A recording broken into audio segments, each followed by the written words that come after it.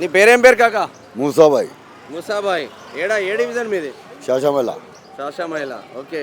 ఎట్లా ఉంది కరీంనగర్ అంతా? ఇప్పుడు ఎన్నికలు వచ్చినాయిగా మీకు. కరీంనగర్లో ఎవరు గెలిచే అవకాశాలు ఉన్నాయి? నాకు బీజేపీ ఆర్డర్ పక్క. బీజేపీ పక్క బీజేపీ గెలుస్తుందంట. బీజేపీ ఆ? బీజేపీ ఇప్పుడు కాంగ్రెస్ అధికారంలో ఉందిగా కాకా. కాంగ్రెస్ పని ఇవ్వలేదు, ఆ. అయిపోయింది కాంగ్రెస్ పని. బీఆర్ఎస్ కాంగ్రెస్ పని అయిపోయింది, ఈ గంగుల పని మొత్తం అయిపోయింది. అంతేనా? బీజేపీ వస్తాయి బీజేపీ వస్తుందంటవా? పక్క. ఓకే. పక్క వస్తాయి చూడు నువ్వు. అంతేనా? ముస్లిం మైనారిటీ వర్గాల నుంచి కూడా బీజేపీ గెలుస్తుందని వస్తూ ఉంది. మనోడైతే జెన్యున్గా ఏరియా బీజేపీ ఫుల్లా చెప్తుండు బీజేపీ వస్తుందని. కరీంనగర్ మున్సిపల్ కార్పొరేషన్లో భాగంగా చాలామంది బైట్స్ తీసుకుంటా ఉన్నాం. అన్న ఉన్నాడు, మరి ఎక్కడ ఏ డివిజన్ ఏంది కథా కార్ఖానా అన్న మాటల్లోనే తెలుసుకునే ప్రయత్నం చేద్దాం. అన్న మీ పేరేం పేరు అన్న? నా పేరు పాపారావు అండి. పాపారావు. ఏ డివిజన్ అన్న? అన్న మా 37 డివిజన్ అన్న. 37లో ఎన్ని ఓట్లు ఉన్నాయి ఓవరాల్గా? ఓవరాల్గా వచ్చేసి 5 దాకా దాటిపోతారన్న. ఆల్మోస్ట్ ఇప్పుడు మనకు తెలిసి 6 అనుకోండి. ఆల్మోస్ట్ హిందూ ముస్లిం అందరం కలిసి ఒక కమ్యూనిటీ బాయిలో ఉన్నాం. ఇప్పుడు ఎలక్షన్స్ టైంలో మాత్రం ఎవరు వాళ్ళు అన్నట్టు, ఎవరు అభ్యర్థి, ఎవరు పార్టీ, ఎవరు అన్నట్టు. మేము మాత్రం మా బీజేపీ టింకర్నకు సపోర్ట్ చేసుకుంటున్నాం. ఎందుకంటే వాళ్ళ నాన్న మాకు ఇప్పుడు కాదు, మేము మా పిల్లలు, మా అమ్మ నాన్న వాళ్ళు ఉన్నప్పటి నుంచి మాకు ఏ పని కావాలన్నా హెల్ప్ చేసుకుంటూ ఇప్పటిదాకా వచ్చిర్రు. మేము ఆ పిల్లలం పెరిగినాం. ఇప్పుడు అన్న కోసం మేము ముందుకు వస్తున్నాం. ఎందుకు అంటున్నామంటే అన్న ఎప్పుడు మాకు ఎనీ టైం రాత్రి ఫోన్ చేసినా వచ్చి పాపారావు మీకంటే మేము ఉన్నాం చెప్పుండి అనే విధంగానే మాట్లాడతారు తప్ప వాళ్ళ దగ్గర అనేది ఇంకో నేను ఏ పని చెప్పినా మీ పని చేస్తా అని మాట్లాడిస్తానే చేసాడు. వాళ్ళ నాన్న చేసిండు, ఇప్పుడు అన్న కూడా మాకు చేస్తాను, మా ముందుకు వచ్చిండు. అన్ననే గెలిపించుకుందామని మేము ఖచ్చితంగా ఒక ఆటగా ఉన్నాం. ముస్లిం మైనార్టీలు సగం వరకు ఉన్నారు 37 డివిజన్లో. వారు వన్ సైడ్గా ముస్లిం మైనార్టీలందరూ ఎంఐఎంకో లేదంటే కాంగ్రెస్కో దానికో బీఆర్ఎస్కో ఓట్లేస్తే మరి టింకు పరిస్థితి ఎట్లా ఉంటుంది నిజంగా? అంటే ముస్లిం మైనార్టీ వర్గాలు బీజేపీ వైపు ఏమన్నా ఉన్నారా అసలు? అది మనం ఎలా చెప్పగలం? ప్రజల నాడిని మనం ఎవరైనా చెప్పలేము. అందరూ నేను పోతే నాకేస్తా అంటారు, మీరు పోతా అంటే మీకు అదే అని కాదు. మనం ఈ గెలుపుతోటి చూపెట్టాలి. టింకన్న అనేది గెలుపుతో చూపెట్టాలి. బీజేపీ నుంచి మేము ముందుకు వస్తున్నాడు కాబట్టి తన అభివృద్ధి ధ్యేయంగా ముందుకు నడుస్తున్న టింకన్నకే బీజేపీ తరఫున మా అందరి ఓట్లని మేము అనుకుంటున్నాం. మాకు అనేకమైన పనులు చేసి ఇప్పుడు కూడా చేస్తారు. ఒక వినాయక చవితి వస్తే మా పనులను నిలిచిపెట్టుకొని 15 రోజులు మేము ఇక్కడ ఏకదాటిగా పనిచేస్తూ ఉంటాం. ఇప్పుడు అన్న కోసమే మేము అందరం మా పనులు చేసుకుంటూ అన్న కోసమే ఇక్కడ మద్దతు ఉందా? గెలుపు పక్క.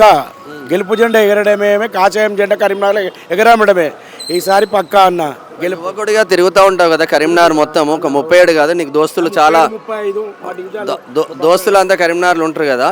ఎట్లా ఉందన్న? బీజేపీకే ఉందన్న, ఎక్కువ బీజేపీ, జెన్యూన్గా బీజేపీ ఉంది. టింకనే వస్తాడు. అందరం మా కొరకే పనిచేస్తున్నాం, అన్న కొరకు పనిచేస్తున్నాం. మేము హిందూ ముస్లిం బాయిలో అలా ఇలా అనేది కాదు, అందరం ఏకదాటిగా నడిచి అన్ననే గెలిపించుకోవాలని ముందుకు పోతున్నాం. పక్కా గెలుస్తాడు. ఈసారి కాషాయం జెండా ఎగురుతుంది. మేయర్ సీట్ ఖచ్చితంగా బీజేపీ కొడుతుంది.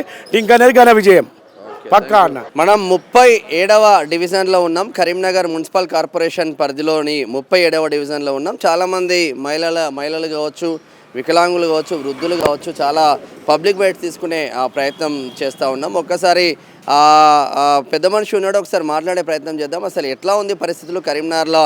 నిజంగా ఎవరు గెలవబోతున్నారు, ఎవరు ఉండబోతున్నారు, ఎవరికి ఓట్లు పడబోతున్నాయి, ఒకసారి మాట్లాడే ప్రయత్నం చేద్దాం. అన్న నమస్తే అండి. పేరేం పేరు సార్? నా పేరు రామ్మోహన్.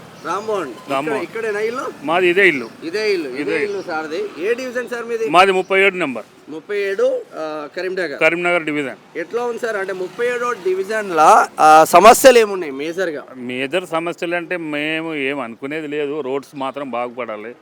తర్వాత ఈ చెత్త వాటి ఇవన్నీ వేసేసుకోవాలి. ఈ ల్యాంక్ తీసేయాలి. ఇవన్నీ టైల్స్ వేపియాలి.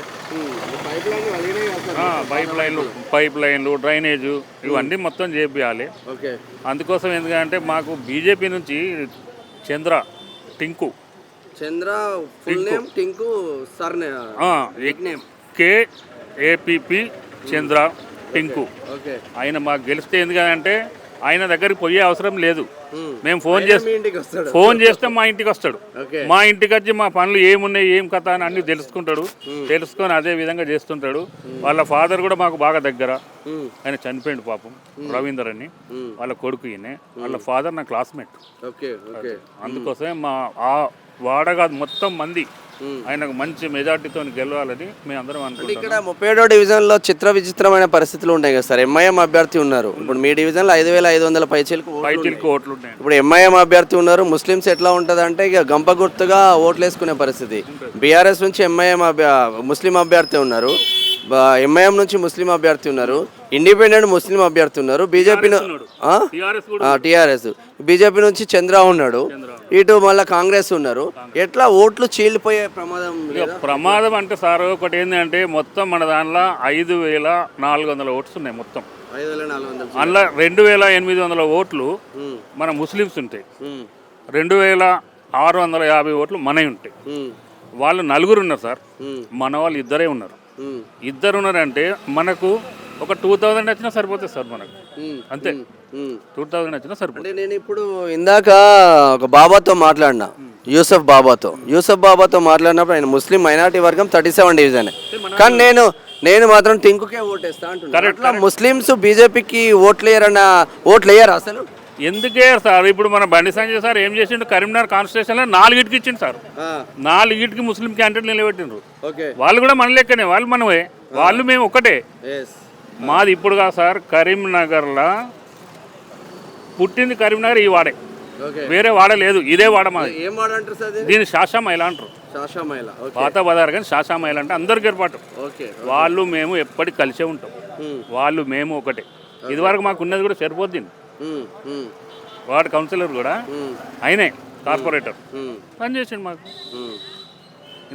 మేము వాళ్ళు అంతా ఒకటే సార్, దాంట్లో ప్రాబ్లం ఏం లేదు. అందులో బండి సంజయ్ విస్తృతంగా తిరుగుతున్నాడు సార్, బండి సంజయ్ ఎట్లా పని చేస్తాడు? నిజంగా గెలిపించుకునే కేపబిలిటీ ఉందా బండి సంజయ్? 100% ఉంది సార్, 100% ఉంది. ఎందుకు అంత నమ్మకం? చాలా నమ్మకం. ఎందుకంటే ఏదైనా అవసరం ఉన్నా అక్కడ కొట్లాడి తెచ్చేది శక్తి అనేది ఆయన దగ్గర ఉన్నది. అది ఇప్పుడు మనం ఇక్కడ వాళ్ళు వేసినట్టయితే ఇక్కడ మంది ఏముంటుంది కదా సార్, అక్కడ వాళ్ళు అయితే ఇక్కడే వస్తాయి, అక్కడే వస్తాయి, 2 దిక్కులు వస్తాయి. అది అందుకోసమే మాకు బీజేపీ కావాలి. మాకే కాదు సార్, కరీంనగర్లో బీజేపీ 100% మేయర్ అయితే పక్కా గ్యారంటీ. ఓకే, నాకు పంపించండి. అదే బాధ లేదు, 100% అవుతుంది, కాదన్న ముచ్చట్లేదు. నాకు తెలిసిన వాళ్ళు కూడా కరీంనగర్ లోకల్లో ఒక 8-10 డివిజన్లు మన వాళ్ళే ఉన్నారు, మన వాళ్ళు మంచి లీడింగ్లు ఉన్నారు ఇప్పటికే. ఇక రేపు ఎల్లుండి పరిస్థితి చూడండి, అదే 100% మాకు ఈయన వస్తాడు. విన్నారా? మీకు మీరు కరీంనగర్లో పుట్టి పెరిగింది కాబట్టి పూర్తి స్థాయిలో అవగాహన ఉందని మేము వచ్చినాం సార్ మీ దగ్గరికి. పూర్తి అంటే ఒక 37వ డివిజన్ ఒకటే కాదు, 66 డివిజన్ల పైన మీకు పూర్తి సమాచారం ఉంది. ఎట్లా ఉన్నాయి 66 డివిజన్ల పరిస్థితులు? 66 అంటే మనకి ఏం తెలుసు సార్, ఇక్కడ అంటే 10-12 డివిజన్లు మనం చెప్పగలుగుతాం. అక్కడ 10-12 డివిజన్ల పరిస్థితి ఎట్లా ఉంది? 10-12 కావచ్చు, 36 కావచ్చు, 37 10-12 డివిజన్లలో బీజేపీ ముందంజ ఉంది. కొద్దిగా ఎక్కువ తక్కువ కొన్నిట్లో మెజార్టీ రావచ్చు, రాకపోవచ్చు, అంతేగాని కొద్దిగా మాత్రం 100% ముందంజలు ఉంది.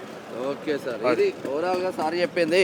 37వ వార్డులో 100% టింకు గెలవబోతున్నాడు. 10-12 చుట్టుపక్కల ఉన్న డివిజన్లకు పైన నాకు అవగాహన ఉంది. మెజారిటీ మాత్రం బీజేపీ వస్తుందని చెప్తా ఉన్నారు. అంతేగా సార్? అంతే సార్.